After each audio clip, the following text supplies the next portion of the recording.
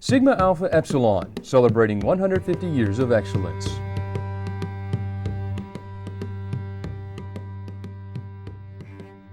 We remember our heritage. We remember William Cullen Levere. Maybe you know him as the most recognized, most revered, and most loved man in Sigma Alpha Epsilon, just after founder Noble Leslie DeVoe. Maybe you knew him as the man who did more for SAE than anyone else in a short span of history. Maybe you knew him as the large man who couldn't refuse a good meal.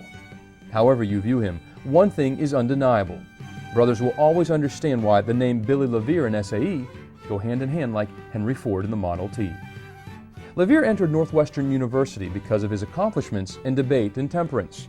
He was the leader of a prominent non-Greek organization at the school, the Barbs, a leader from the get-go at a very young age. But even with his abilities and determination, he hated one thing at Northwestern: fraternities, so they stayed clear of him. But after some clever talking by Harry Bunting, Levere's opinion would make a 180. How much? Well, consider this.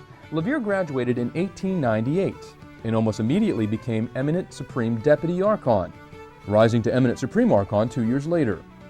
The convention even re-elected him for a second term.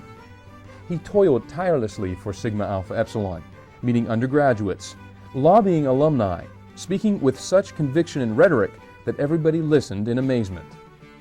Levere served as the first chapter visitation officer. He attended every fraternity convention. He established a central headquarters where SAE could base its operations and serve the realm. He would have it no other way. But for as good and loyal as he was to SAE, there was more to the man. He served his city government, he served his state legislature, and he served his country, just like thousands of other SAEs during the time of the First World War. Too large to serve on the front lines, Levere instead turned to the YMCA, where he did yeoman's work. We often think that Billy only meant something to SAEs, but we forget there are scores of other people who will remember him as well.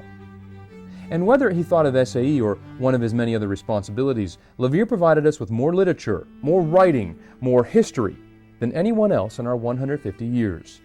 He wrote the 3-volume history and the paragraph history of SAE.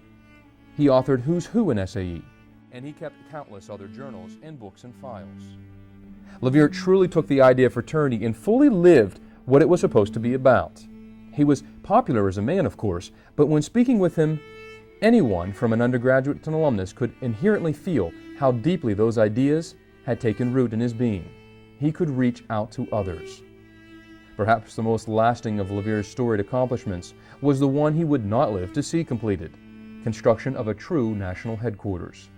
But the building stands as a testament to the man, to the fraternal force that was uniquely Billy. It was, after all, his dream. Had it not been for Levere, we could not have Sigma Alpha Epsilon as we know it today. We would not have the meticulous archives and history books and central headquarters. We can't imagine life without Billy. Sigma Alpha Epsilon remembers our brother, William Cullen Levere.